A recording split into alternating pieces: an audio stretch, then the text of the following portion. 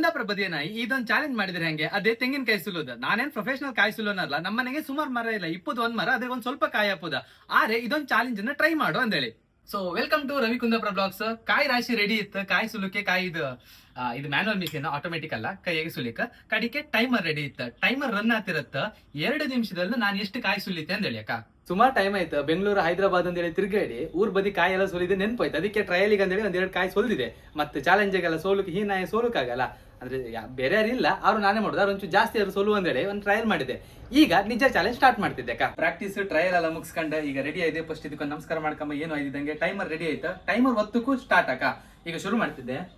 Practice trial ಎಲ್ಲ ಮುಗಿಸ್ಕೊಂಡೆ ಈಗ ready ಆಯ್ತು. ಫಸ್ಟ್ ಇದಕ್ಕೊಂದು ನಮಸ್ಕಾರ ಮಾಡ್ಕೊಂಬ ಏನು ಆಯ್ತಿದ್ದಂಗೆ ಟೈಮರ್ ರೆಡಿ ಆಯ್ತು. ಟೈಮರ್ ಹೊತ್ತಕ್ಕೂ ಸ್ಟಾರ್ಟ್ ಅಕ್ಕ. ಈಗ ಶುರು ಮಾಡ್ತಿದ್ದೆ.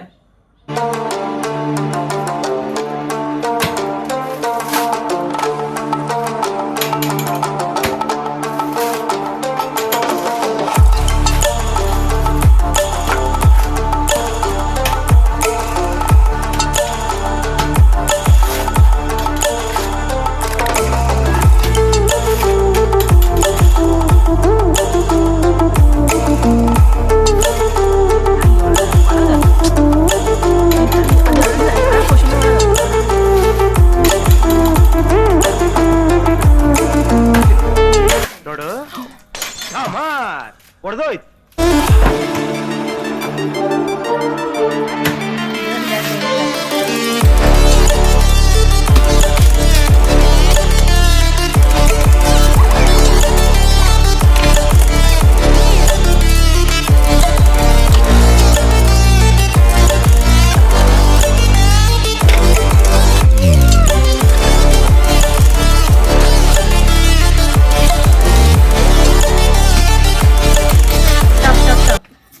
ಕರೆಕ್ಟ್ 2 ನಿಮಿಷಕ್ಕೆ ಚಾಲೆಂಜ್ ಮುಗಿಸಿದೆ.